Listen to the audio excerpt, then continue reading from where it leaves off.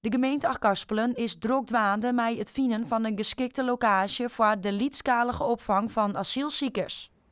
In januari begin dit jaar nam de gemeente van Achtkarspelen de moosje aan om asielziekers op te vangen. Dit om de druk in Ter Apel te ontlasten. Wij zijn aan het oriënteren en als we zeggen, nou dit zou wel eens een goede locatie wezen kunnen, dan neemt de college een besluit, dan geven we naar de RIE en dan geven ik naar de omwonenden om te zeggen van nou, dit pand hebben we op de eeg voor lietschalige opvang, want dat wil ik daar ook wel de klam op lezen, lietschalige opvang. Een van de eventuele locaties is Harkema. De bewoners van het bedrijventerrein Kwakkenberg op de Harkema plaatsten sneu een protestborden langs de diek. Ze meidden zich zwargen over haar buurt.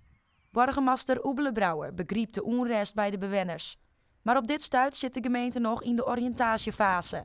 Er zit er nog geen locatie vast. We vinden al even wat asielziekers opvangen en als het dan in een dorp komt of wat dan ook, dan krijg je altijd een soort reactie. Heb ik zo'n Gerkes Kleester en Perifelien. Nou, we zijn in Harkema in Peteer maar een eigenaar van het pand. Zat ik wel op oren plakken, mijn eigenaars in Peteer binnen. En dat is vreed, met name just natuurlijk wel op een vervelende manier naar boeten kwam. De neet is heeg. In januari had de real zijn van ziekje. Maar de neet is de andere week nog volk Rutte. De staatssecretaris had dus zijn gemeenten help us.